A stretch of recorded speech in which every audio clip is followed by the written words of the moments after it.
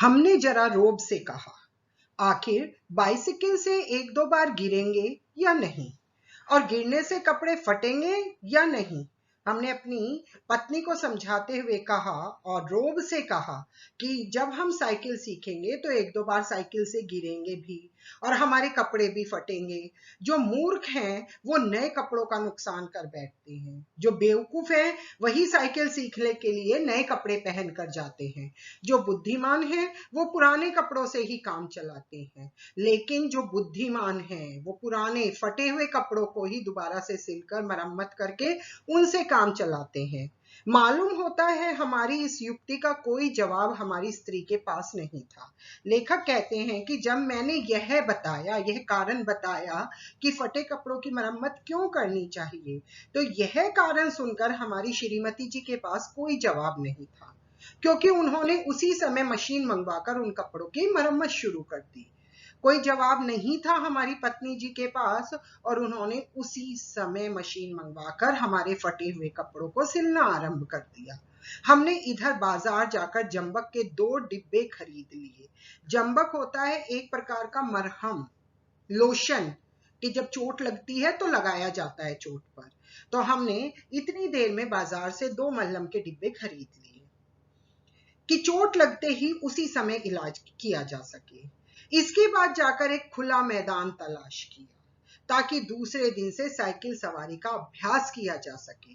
तो लेखक ने कौन से 3 काम किए? एक तो पुराने कपड़ों की मरम्मत करवाई, दूसरा उन्होंने जंबक के 2 डिब्बे खरीदे और तीसरा उन्होंने खुले मैदान की तलाश की ताकि वहां जाकर साइकिल सीखने का अभ्यास किया जा सके।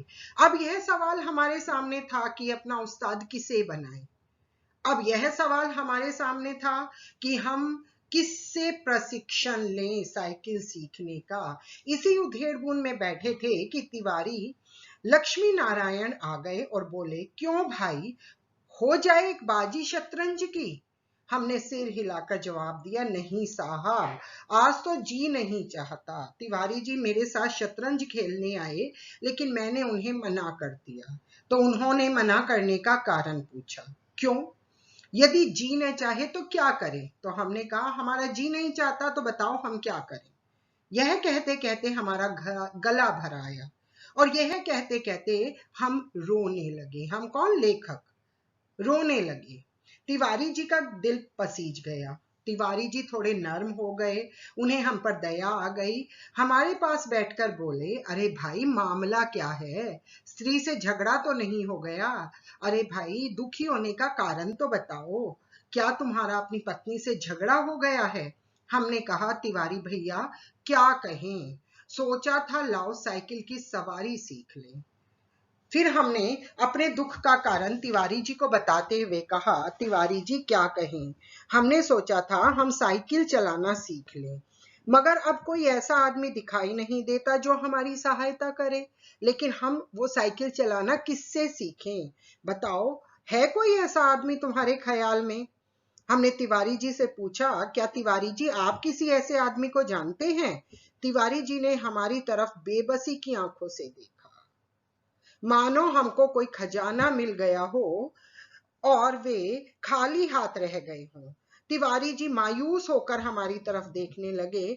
उनके देखने से ऐसा लग रहा था जैसे मुझे तो बहुत बड़ा खजाना मिल गया और वो खाली हाथ रह गए। बोले, मेरी मानो तो यह रोग ना पालो। तिवारी जी ने मुझे सलाह दी और कहा कि मेरी मानो तो साइकिल चलाना मत सीखो, इस आयु में साइकिल पर चढ़ोगे, और यह भी कोई सवारियों में कोई सवारी है कि डंडे पर उकड़ू बैठो और पांव चला रहे हैं। तो वो क्या कहते हैं कि इस उम्र में साइकिल पर क्या चढ़ोगे, और ये कोई सवारी है कि डंडे पे उकड़ू बैठ जाओ और पैर चलाते रहो।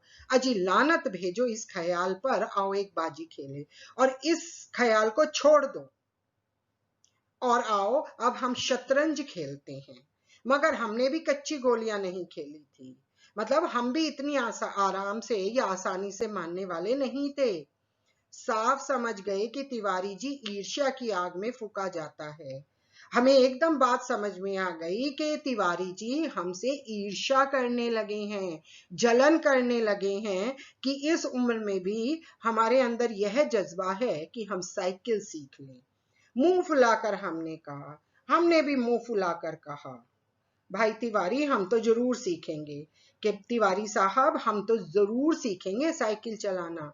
कोई आदमी बता दो, बस कोई प्रशिक्षक बता दो जो हमें साइकिल चलाने का प्रशिक्षण दे दे।